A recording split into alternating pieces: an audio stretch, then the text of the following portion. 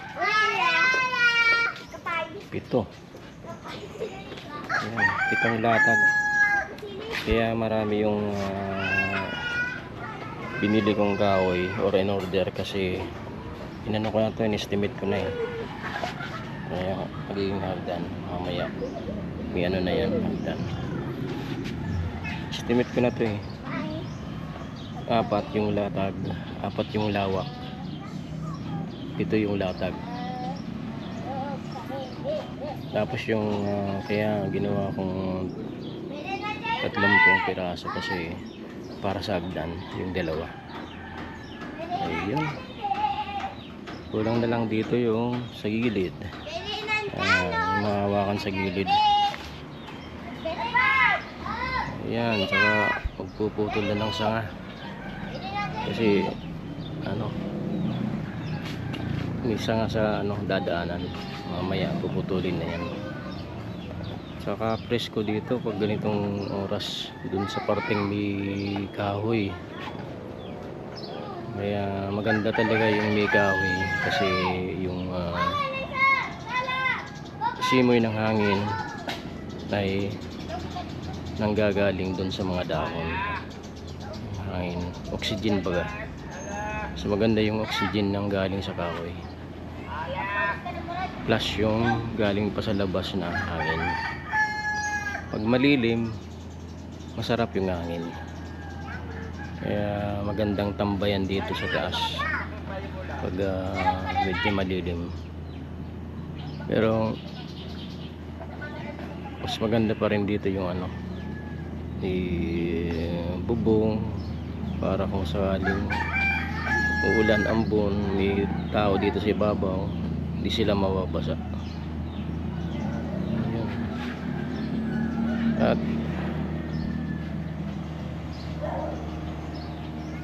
mamaya ako na lang i-mention yung ano, sasabihin ko.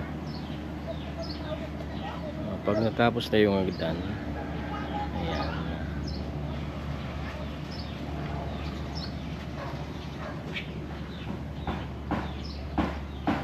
Ang kasunod nito, tapos na yung paggawa ng tulay. Ano na lang to, finishing sa gilid. Finishing sa gilid yung mga hawakan at para kung medyo may mahilo na dadaan, hindi sila didiretso sa baba. Ayan. At kung may magtatambay naman, meron silang hawakan sa gilid. Kaya napakatibay nitong ano, tulay. Ano na to,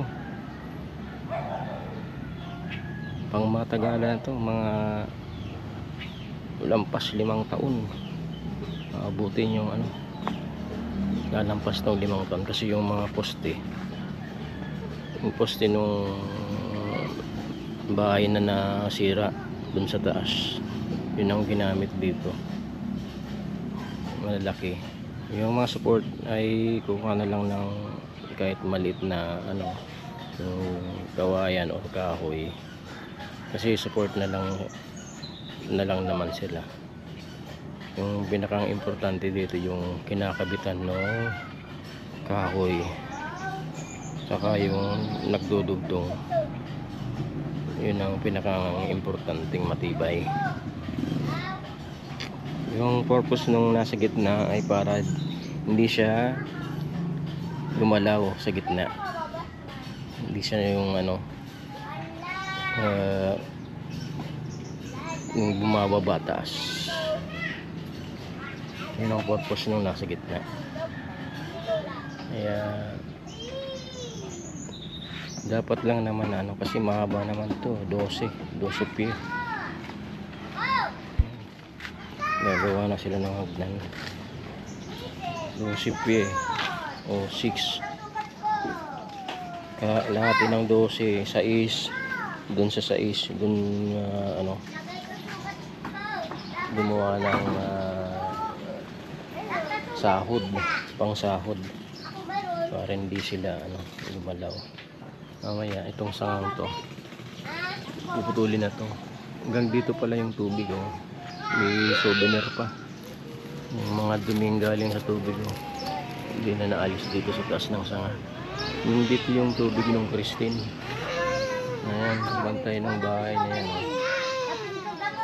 Kahit bahay namin, kaya masyadong lakas talaga yung tubig, lampas ano, 2 tao, lampas 2 tao, mga magtatatlong tao yung lalim ng tubig dito.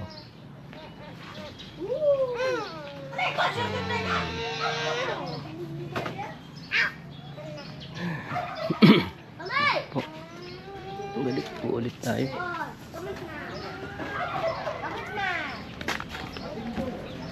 Ha? Katindog. Mungkin sa ibutan sa ko mga ano, pwede man. Kiraw.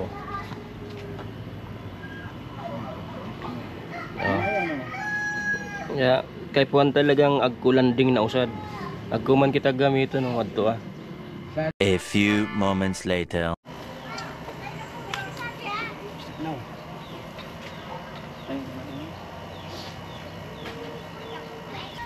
Kaya guyan eh. Yung hagdan na ang isinunod nila para maya dyan na ako dadaan. Hindi na ako dadaan doon sa ilalim, kasi mas mabilis yung ano, pagdaan sa ibabaw kaysa dun sa ilalim. Ibabaw dire-diretso yung ano, kasi sa ilalim may ano, hindi pantay yung lupa, may madadaanan pa dun na ano, mga obstacle, bato-batong ano, tapos mga ukay na ano, hindi ukay na damit, ukay na ano, hindi na pantay, nauka nung ano, sa kababaha. Yun yung nangyari dyan, lumalalim yung lupa. Kaya mamaya doon na ako sa ibabaw ng tulay dadaan para yun ma-experience natin yung ano, yung nasa taas ng tulay na kahoy. Ayan. Okay, maya maya ulit yung ano, update mga kagawin eh. Sa wakas meron na kaming dadaan ng tulay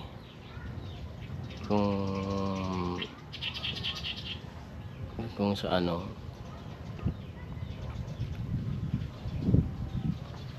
na yung parang naka-prepare na kung sakali na darating na yung ano, tag-ulan. Hindi na kami kakaba-kaba na kung baka may tubig na naman yung dadaan namin. Hindi na kami maglulublob sa tubig, hindi na masusuot yung bota na dadaan dun sa tubig papunta dun sa kabilang bahay ni Lola. Kaya napakalaking tulong ng ano, nangyaring ganyan na meron ng tulay na madadaanan kung sakaling magkakaroon ng pagbaha o kaya kung babagyo man. Siguro malayo pa yun, madali na lang yung pag i-evacuate ng mga gamit. Isang taas lang, dire-diretso na papunta dun sa kabilang bahay. Ano na lang yan, patitibayin na lang yung, sa gitna, yun na yung isusunod nila. May tukod sa gitna para hindi na aalog-alog pag dumadaan. Pero yung ano, yung mga poste talaga hindi na yun gumagalaw kasi may ano yun, semento sa ano niya, puting niya may semento. Kaya ano na yan, laban na yan sa ano, baha at bagyo. Sakali man, parang ano na nga yan eh, yung poste ng bahay, yung gagawing bahay, kasi napakatibay ng ano, tayo na yan, yung pagkakatayo. Kaya talagang, tapos yung kahoy pa makapal, hindi ka yung kakabahan na doon ka dadaan, maglalakad, kasi ano, talagang mapipil mo yung kapal nung ano, yung dinadaan. Parang hindi naman parang simento, pero ano, parang ganun na rin eh. Yung pagkakaiba lang, kahoy siya. Talagang ano, maganda yung pagkakagawa. At ayun, yun nga po mga Gwenny. Salamat po kay Manny B Vlogs sa walang sawang suporta at pag-aalalay po sa amin, ano yung makakagaan sa buhay namin, yung mga medyo imposibleng mangyari. Kasi ayun nga, kapos kami sa ano, sa financial, siya yung sumasagot. Kaya maraming salamat Manny B Vlogs na palagi kang nandyan, kaalalay sa amin at nakasubaybay sa vlog ni Gwen, na palagi na lang ako yung nagbablog, substitute vlogger, kasi ano, nabibisi siya. Maraming salamat po Manny B Vlogs. Sana ay bigyan ka pa ng malakas na pangatawan at good health. Yun ang palaging ano ko, yung wish ko sa mga taong mabait.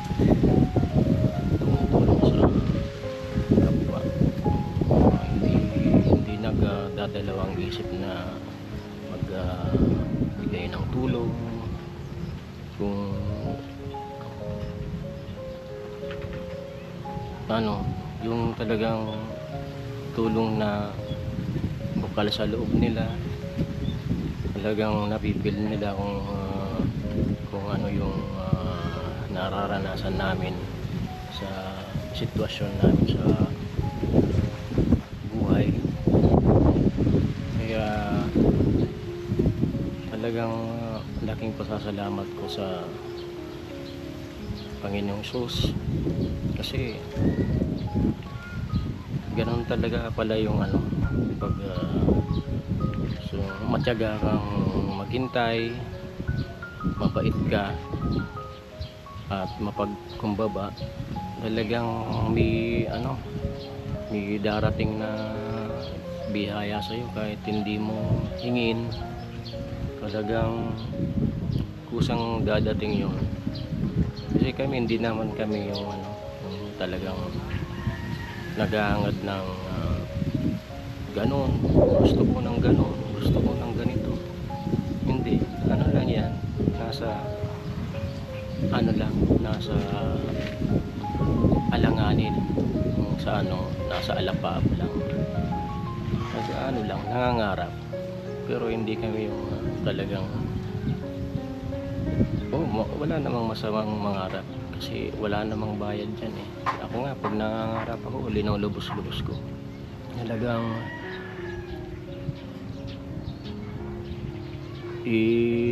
inaano kong meron na akong ganun, kahit wala naman, kasi ano naman yan, pangarap lang. Pwede kang bumuo ng kahit na ano sa isip mo, kasi doon lang naman yan sa isip. Siyempre, kung talagang gusto mong may mangyaring maganda sa buhay mo, siyempre magsisikap ka. Talagang papagurin mo yung sarili mo, sasakripisyo ka para lang may mangyari sa buhay mo, pero yung maganda.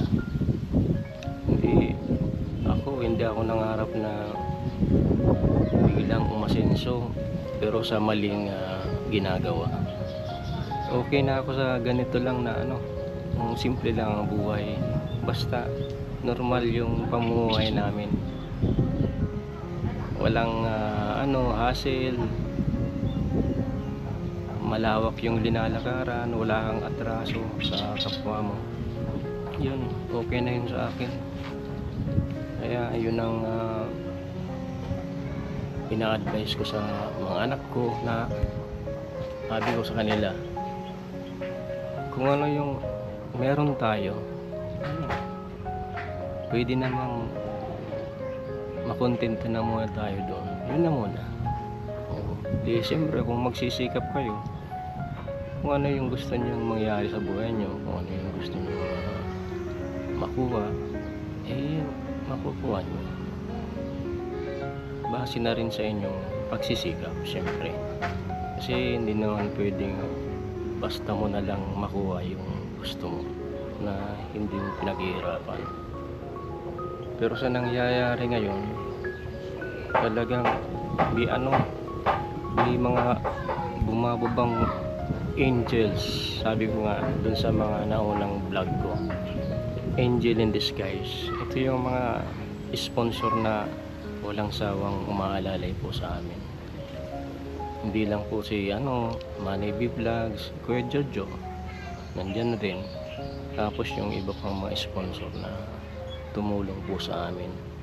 Yun yung mga tinatawag kong angel in disguise, kasi bigla na lang silang dumating na hindi mo naman inaasahan. Hindi mo naman hinangad na may ganun. Kaya nga ako, kung minsan na nasabi ko sa sarili ko pag in-interview ko ni Gwen kung anong masasabi ko sa nag-sponsor, nasasabi ko speechless, kasi hindi ko ipaliwanag yung nararamdaman ko pag yung biglang may dumadating na biyaya na hindi mo inaasahan. Talagang malaking pasasalamat ko sa Diyos. Wala kong dinadasal yan, yung mga taong malapit sa amin, yung mga taong tumutulong sa amin, kahit nga hindi tumutulong, kasama yun sa pinagdadasal ko. Yun ang routine ko araw-araw, hindi ko yun nakakalimutan.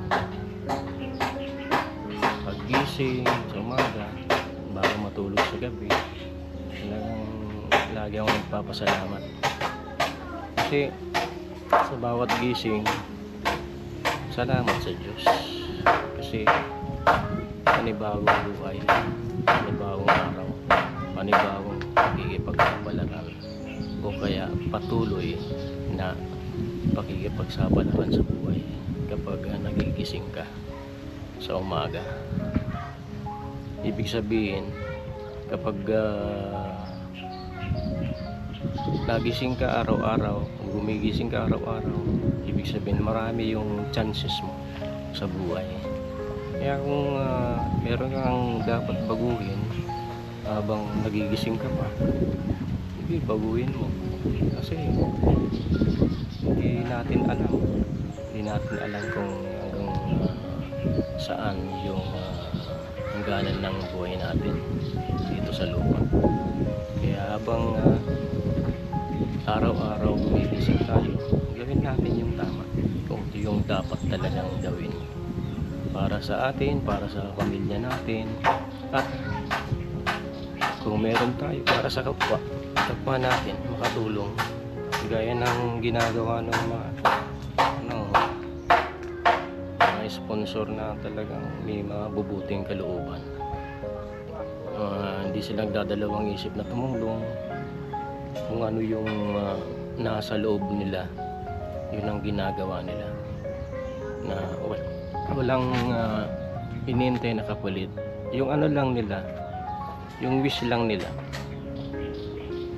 mapag-ingatan yung mga naibibigay nila. Kasi syempre pag di mo kasi iningatan yung binibigay sa iyo, grasya o biyaya, parang binabaliwala mo yung ginagawa nila. Kaya laking pasasalamat ko sa ng aking pamilya sa mga mabubuting tao, talagang angel in disguise na mga sponsors. Kaya maraming salamat po mga Vlogs sa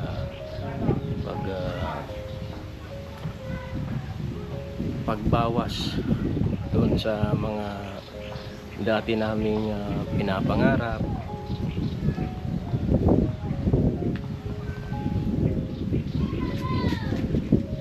Ngayon kakatotoo na, kakaroon na ng katuparan. Yung mga makakagaan sa amin ay tinutulungan niyo po kami. Kaya maraming salamat po mga Vlogs. Mabuhay ka. Uragon talaga mga Bicolano. Okay. Maya po at pag nagawa na po yung hagdan, aakyat tayo doon at lalakad-lakad sa ibabaw pabalik. Paakyat, lakad sa ibabaw, punta doon sa kabilang bahay, pabalik, pababa sa hagdan. Yun ang gagawin natin mamaya.